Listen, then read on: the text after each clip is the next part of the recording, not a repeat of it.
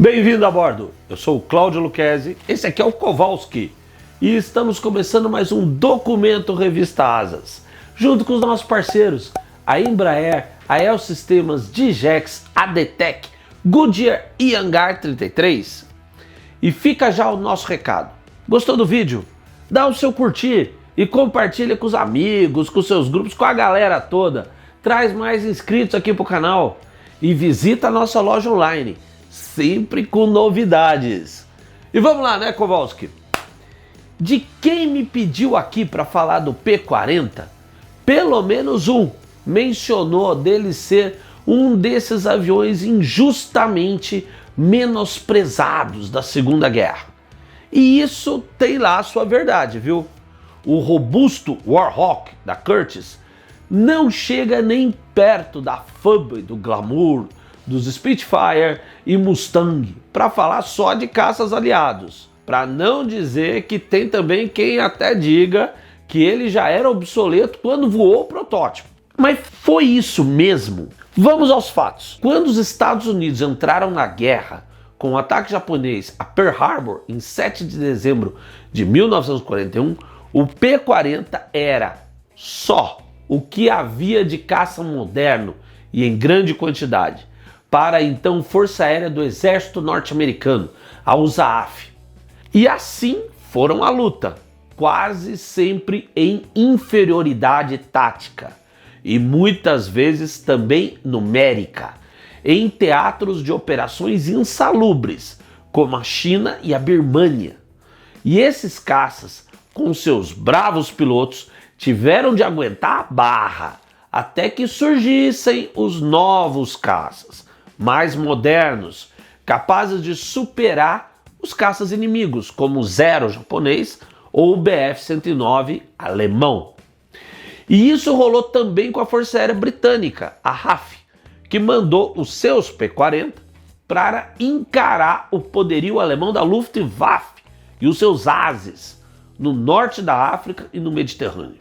A origem do P-40 foi o P-36 Mohawk, de 1935, com motor radial, refrigerado a ar, do qual a Curtiss desenvolveu um protótipo com o motor em linha Allison V1710, refrigerado a líquido, chamado esse protótipo de XP-40, que voou em 14 de outubro de 38. A primeira versão de série, designada só P-40, tinha um Allison de 1040 HP e um armamento padrão de duas metralhadoras de .50 polegadas no nariz, mais duas metralhadoras opcionais de 7,62 milímetros, uma sob cada asa. E os primeiros começaram a entrar em serviço na USAF em junho de 40. Mas faltavam umas melhorias, como para-brisas à prova de balas, blindagem do cockpit e tanques autosselantes, que acabaram vindo na versão seguinte, o P-40B, que apareceu em março de 41 e foi também adquirido pela RAF. A partir daí foram se sucedendo as versões, cada uma trazendo melhorias, umas mais importantes, outras menos, como o P-40C, com um novo sistema de injeção de combustível. E foram esses P-40B e C que tiveram de encarar o tsunami avassalador dos primeiros ataques japoneses, no Havaí, nas Filipinas, muitas vezes massacrados pelos Zeros, muitas vezes só sobrevivendo graças à sua robustez e blindagens, mas nunca deixando a arena sem lutar. E o lugar onde isso ficou mais claro foi na China.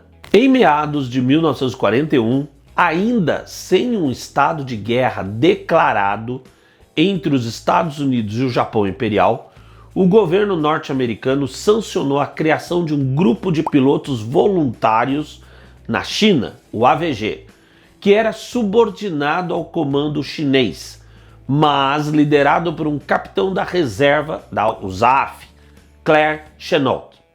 E como equipamento receberam o quê? Caças P-40B. Chennault vinha assessorando os chineses há tempos e tinha suas conclusões sobre as forças e fraquezas dos aviões japoneses.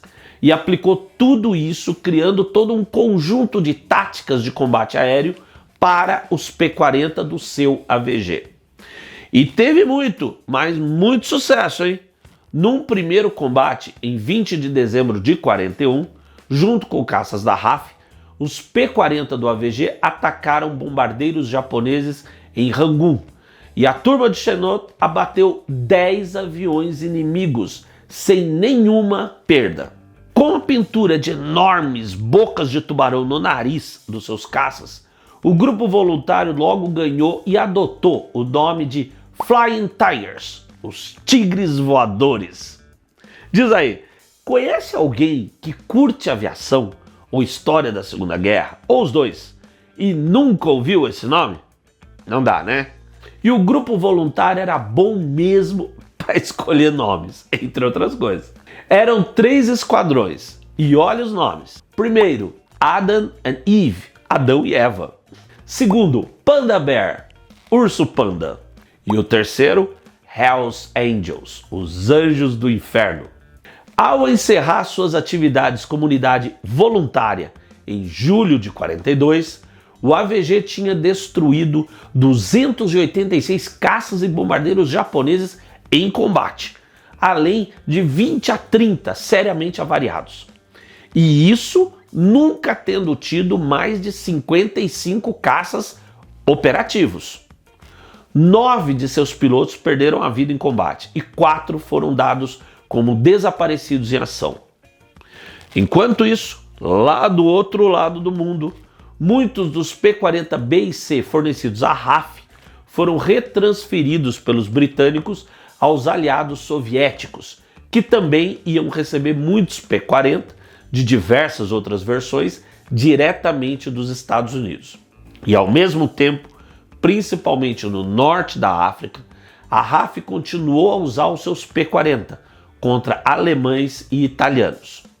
E muitos desses caças, voando sob o comando da RAF, eram de unidades de forças aéreas coligadas ao Império Britânico, como as da África do Sul, Canadá, Austrália e Nova Zelândia. E foi no calor do encontro do deserto africano com as águas do Mediterrâneo que os P-40 conquistaram uma de suas maiores vitórias na guerra.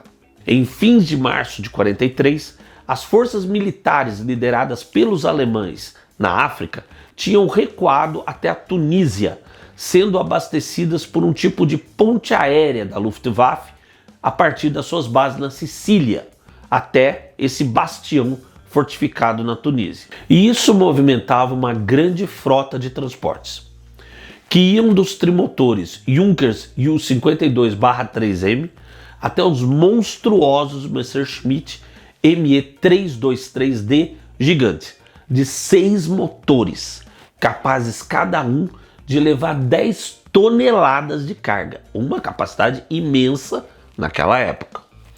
Em 18 e 19 de abril, os P-40 norte-americanos e sul-africanos interceptaram 2 grandes comboios aéreos dos Junkers, fazendo um massacre nos céus. 68 desses aviões de transporte foram abatidos. Tenta imaginar isso. Desesperados, com suas tropas na Tunísia quase sem suprimentos, os alemães organizaram então um comboio aéreo, único até então, composto por nada menos de 16 dos gigantescos Me-323, que seriam protegidos por uma escolta de 12 caças Bf-109 e Focke-Wulf 190. Esse conjunto todo, somando 28 aviões, decolou da Sicília nas primeiras horas da manhã de 22 de abril. Mas, nisso, estava no ar uma formação dos P-40 reforçados por alguns Spitfire, todos sul-africanos. E o grupo localizou os enormes Messerschmitt 323 voando muito baixo sobre as águas. Com os Spitfire se engalfinhando com os caças alemães de escolta, os P-40 ficaram livres para se atirar como lobos sobre os enormes e lentos transportes. Em apenas 20 minutos, 15 dos 16 Messerschmitt foram abatidos, perecendo com eles 119 tripulantes e se perdendo uma carga preciosa de suprimentos às tropas do eixo isoladas na Tunísia.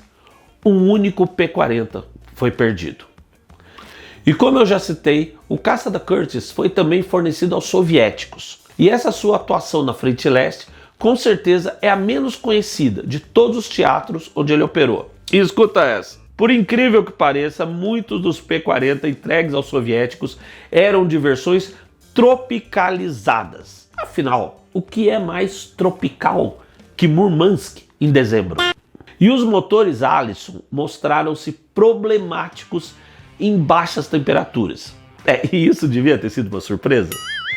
De jeito que, já em meados de 42, grande parte dos P-40 entregues estavam inoperantes. Uma das soluções foi trocar os Allison por motores soviéticos, mas mesmo com isso, era claro que os P-40 não eram páreo para os Bf-109, e assim que começaram a chegar os caças soviéticos de nova geração, como os Lavochkin 5 e os Yak-9, os P-40 foram transferidos para unidades na retaguarda e de instrução.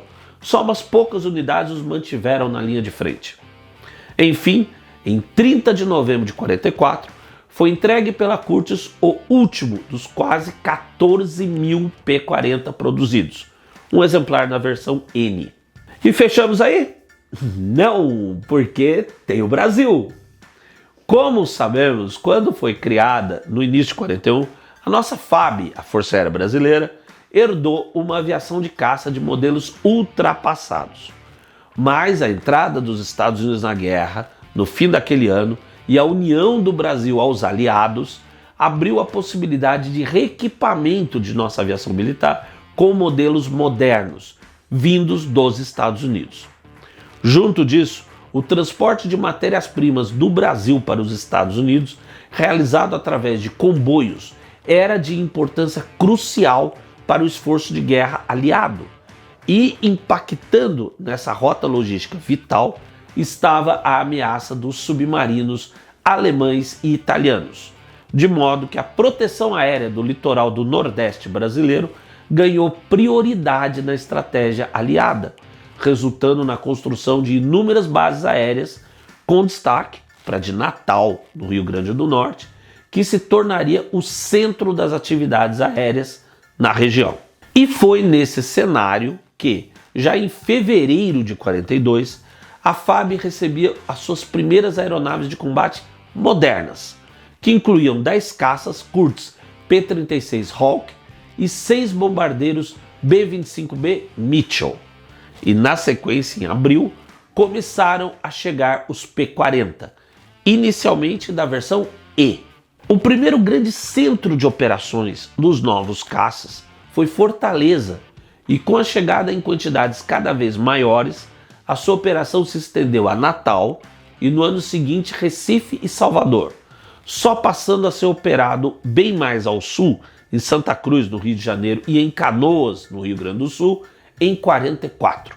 Bom, e para mim, a melhor referência do significado do P-40 no Brasil é que quando se iniciou o voluntariado para a formação do primeiro grupo de caça, o Santa Pua, que ia lutar na Itália, os únicos pilotos da FAB que se apresentaram já tendo alguma experiência de doutrina e táticas de caça modernas eram exatamente os que vieram das bases no Nordeste, onde vinham voando já os P-40. Apesar daquele punhadinho de P-36 iniciais, o fato é que foi o P-40 que de verdade inseriu a Força Aérea Brasileira na aviação de caça moderna, nos padrões da Segunda Guerra Mundial. E isso não é pouco, hein? De jeito nenhum. E uma outra história bacana.